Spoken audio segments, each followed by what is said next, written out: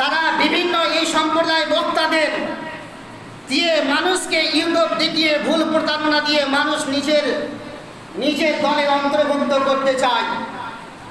আমি আপনাদের হুঁশিয়ারি বার্তা দিয়ে কিছু প্রশ্ন আপনাদের মাঝে ছুড়ে দিতে চাই। যে সমস্ত মৌলবীদের বলে বিশাল মৌলবী, বড় মৌলবী, ভাইরাল, আজিজানে মুহতারাম, আমি বিস্তারিত আলোচনা করতে যাচ্ছি না। উমারে ফারুকের আজমের আপনারা ইসলাম গ্রহণের ঘটনা শুনেছেন। তিনার বোন ফাতেমা যখন কোরআন তেলাওয়াত করছিলেন, তখন সেই সময় ইসলামের দ্বিতীয় খলিফা উমর ইবনে খাত্তাব নিজের বোন ফাতেমাকে বলছিল, তুমি কি তেলাওয়াত করছো সেটা একটু দেখি।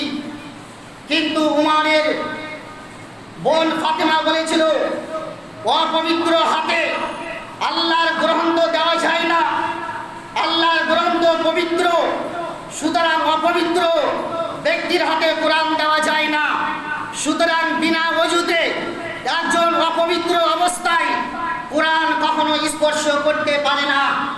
এই আজিজানে মুহতারাম, যেই সম্প্রদায় মৌলবীদের বক্তা শুনে আজ বিভ্রান্ত ছড়াচ্ছ, যেই বক্তাদের ইউটিউবে ফলো করে মানুষকে দেখিয়ে নিজের দলের অন্তর্ভুক্ত করতে যাচ্ছ, কান খুলে শুনে নাও। আব্দুর রাজ্জাক বিন ইউসুফ বলে, বিনা ওযুতে কোরআন শরীফ স্পর্শ করা জায়েজ। নাউজুবিল্লাহ বলুন। যদি বিশ্বাস না হয় তার প্রশ্ন উত্তর পর্ব খুলে দেখবেন। আব্দুর রাজ্জাক বিন ইউসুফ বলে, বিনা ওযুতে কোরআন শরীফ স্পর্শ করা জায়েজ। সুতরাং এই বার্তাটা ভুল। কোরআন শরীফ বিনা ওযুতে স্পর্শ করা শরীয়তে নাজায়েজ রয়েছে। বিনা ওযুতে কোরআন শরীফ তখন স্পর্শ করতে পারবে যখন কোরআন শরীফের উপরে কোনো গিলাফ থাকবে, কোরআন শরীফের উপরে কোনো জুজদান থাকবে, আর ওই ব্যক্তির যদি প্রয়োজন পড়ে ওই জুজদান বা কাপড়টা দিয়ে ধরে কোরআন শরীফ ধরতে পারে। তাছাড়া বিনা ওযুতে কোরআন স্পর্শ করা শরীয়তে নাজায়েজ। আর আব্দুর রাজ্জাক বিন ইউসুফ বলছে, বিনা ওযুতে কোরআন শরীফ স্পর্শ করা জায়েজ। দ্বিতীয় নম্বর প্রশ্ন হলো, আব্দুর রাজ্জাক বিন ইউসুফ বলে, আমরা জানি যে মেয়েরা যখন ঋতু অবস্থায় হয়, মেয়েরা যখন মিন্সের অবস্থায় হয়, মেয়েরা যখন হাইজের অবস্থায় হয়, তিনার সঙ্গে তিনার স্বামী মিলন করতে শরীয়তে নাজায়েজ বা হারাম রয়েছে। যেমন তিনার স্বামী স্ত্রীর সঙ্গে মিলামিশা করা যেমন হারাম, তেমনি একজন হাইজকৃত মহিলা, একজন ঋতুকৃত মহিলা, একজন মিন্সওয়ালি মহিলা কোনো মতেই কোরআন শরীফ স্পর্শ করে পড়তে পারে না। কিন্তু আজিজানে মুহতারাম, আব্দুর রাজ্জাক বিন ইউসুফ মানুষকে বিভ্রান্ত করার জন্য বাংলাদেশের ইউটিউব ভাইরাল বক্তা, তিনি বলেন যে মেয়েরা ঋতু অবস্থায়, হাইজের অবস্থায় কোরআন শরীফ ধরে স্পর্শ করে ধরে পড়তে পারে, এতে সমস্যা নাই। নাউজুবিল্লাহ বলুন। ব্রেনকে কুলাচ্ছে যে বিনা ওযুতে একজন মহিলা হাইজের অবস্থায় থাকবে, মিন্সের অবস্থায় থাকবে, আর ওই মহিলা কোরআন শরীফ ধরে পড়তে পারে, এটা শরীয়তে নাজায়েজ ও হারাম লেখা রয়েছে। আর উনি বলছেন মেয়েরা হাইজের অবস্থায় কোরআন শরীফ ধরে পড়তে পারে। আপনাদের ভুল বার্তা দিচ্ছি না, আপনারা খুলে দেখবেন অন্যান্য কিতাবের বই। তিনি বলেন, কোনো পুরুষ, কোনো ছেলে যদি হস্তমৈথুন করে স্বপ্নদোষ হয়, তাহলে ওই স্বপ্নদোষকৃত হস্তমৈথুনকৃত বিচ্ছু নির্গত হওয়ার পরেও সে ব্যক্তির গোসল না করলেও হবে। আপনারা গোসলের অধ্যায় খুলে দেখবেন, গোসল কি কারণে ওয়াজিব হয়।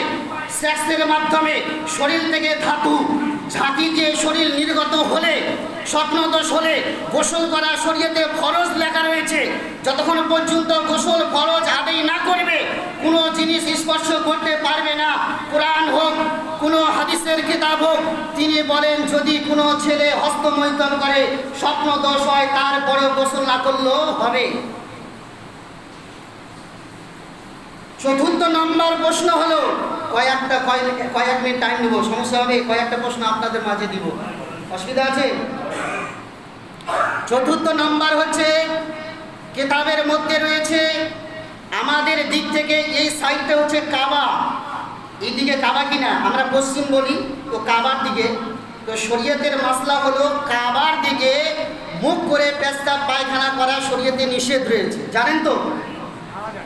কাবার দিকে মুখমণ্ডল করে পেশাব পায়খানা করা শরীয়তে নিষেধ রয়েছে। হাওয়ালা চাইলে হাওয়ালা দিব, কিতাব আমার কাছে উপস্থিত আছে। যদি কোনো ব্যক্তি কোনো বাড়িতে কোনো পায়খানা পেশাবখানা যদি তৈরি করে থাকে আর কাবার দিকে যদি মুখ হয়ে যদি পেশাব করার যদি ওরকম পরিস্থিতি হয়ে থাকে, তাহলে সেই জিনিসটাকে ভেঙে উত্তর দক্ষিণ করতে বলেছে। আর আব্দুর রাজ্জাক বিন ইউসুফ বলে কাবার দিকে মুখমণ্ডল করে পেশাব পায়খানা করলে কোনো সমস্যা নাই। পঞ্চম নম্বর প্রশ্ন হলো, উনি বলেন সালামের ক্ষেত্র রয়েছে, কোন কোন পরিস্থিতিতে সালাম দেওয়া জায়েজ আর কোন কোন পরিস্থিতিতে সালাম দেওয়া নিষেধ। সালামের অধ্যায় গিয়ে দেখবেন বাবুস সালাম। বাবুস সালাম একটা চ্যাপ্টার আছে সালামের অধ্যায়।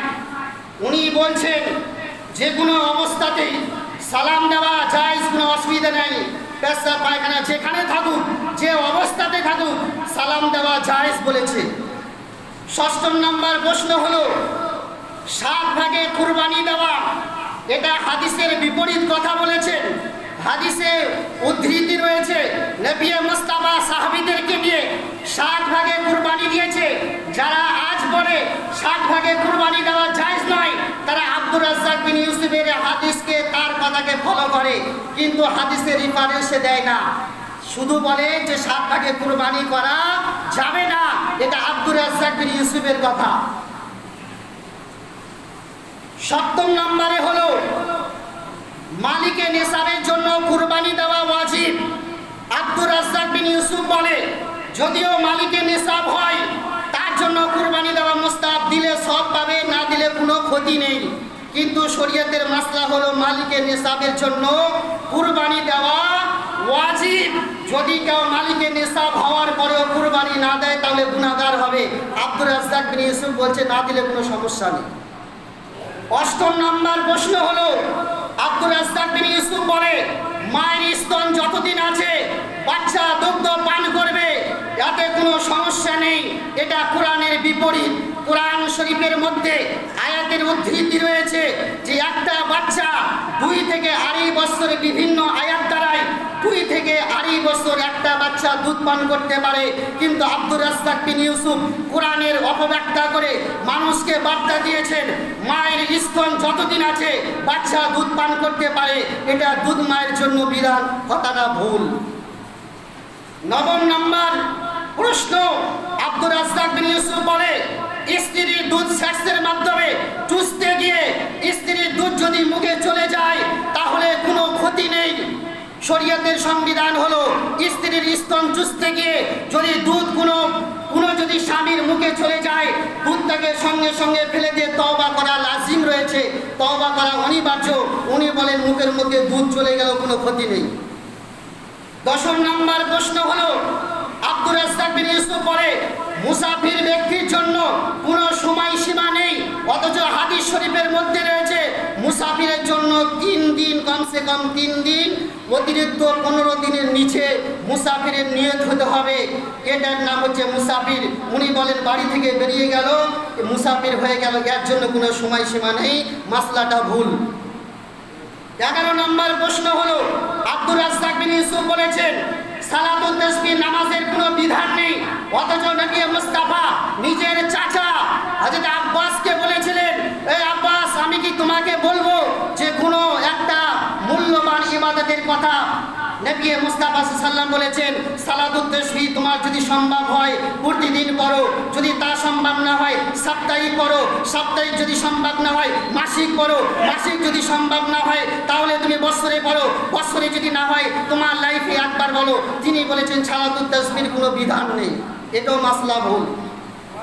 12 নম্বর প্রশ্ন হলো আব্দুর রাজ্জাক বিন ইউসুফ বলে আকিকা দেওয়ার জন্য আকিকার পশুর কোনো বিধান নেই। ন্যাংরা, খোরা, বোবা, লুলা, শিং ভাঙ্গা, কান কাট্টা, যাই হোক যেরকমে হোক আকিকা দিলে হয়ে যাবে, শুধু জীবন থাকলে হবে, জীব মানে আত্মা থাকলেই হবে, মাসলাটা ভুল। 13 নম্বর প্রশ্ন হলো যারা বলে ফেতরা টাকা দিয়ে দেওয়া যাবে না, এটা বর্তমান সমাজে বিভ্রান্ত করেছে আব্দুর রাজ্জাক বিন ইউসুফ। তিনি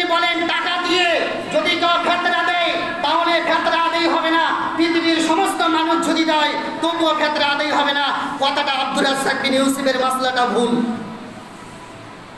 14 নম্বর প্রশ্ন হলো, আল্লাহর পাশে মুহাম্মদ লেখা যাবে না। মসজিদের এক পাশে আল্লাহু, অপর পাশে মুহাম্মদ যদি লেখা থাকে, এই জিনিসটা না যায়, হারাম, খুলে ফেলতে হবে টাইলস। এই কথাটা আব্দুর রাজ্জাক বিন ইউসুফের গোটাগুটি ভিত্তিহীন মিথ্যা কথা, যে লেখা বলা যাবে না। উনি বলেন, আমি 23 বছর ধরে এই হাতে ফতোয়া লিখি, আজ পর্যন্ত আমার ফতোয়াকে কেউ ভুল প্রমাণ করতে পারে না। আজিজানে মুহতারাম, তিনি বলেন লা ইলাহা ইল্লাল্লাহ বলতে হবে, মুহাম্মদ রাসূলুল্লাহ বলা যাবে না। সুতরাং আমি বলি, ওই সম্প্রদায় মৌলবী মানুষকে ভুল প্রার্থনা দেয়, তারা টাকার স্বার্থে, টাকার লোভে মানুষকে বিভ্রান্ত করে। যখন আদম সাফিউল্লাহকে আল্লাহ তৈরি করে রূহ আত্মা দান দিয়েছিলেন, আদম সাফিউল্লাহ নবীর ওসিলা দিয়ে যখন দোয়া চেয়েছিলেন, আল্লাহ বলেছিলেন, আদম, আমি তো এখনো মুহাম্মদকে সৃষ্টি করিনি, তুমি মুহাম্মদকে চিনলে কি করে? তো আল্লাহ যখন এই প্রশ্ন আদম সাফিউল্লাহকে করেন, আদম সাফিউল্লাহ বলেন, আল্লাহ, যখন আপনি আমাকে তৈরি করার পরে আমার ভিতরে আত্মা বা রূহ দিয়েছিলেন, দেওয়ার পরে আমি চক্ষু মোবারক খুললাম, তো আপনার আরশের পায়াগুলোর মধ্যে লা ইলাহা ইল্লাল্লাহ মুহাম্মাদুর রাসূলুল্লাহ লেখা ছিল, আপনার নামের সঙ্গে মুহাম্মদ লেখা ছিল। আমি ভাবলাম আপনি আল্লাহ এক ও অদ্বিতীয়, আপনার নামের পাশে একজন নামকে আপনি উল্লেখ করেছেন, নিশ্চয়ই আপনার কোনো প্রিয়জন হবে। জোরে বলুন সুবহানাল্লাহ।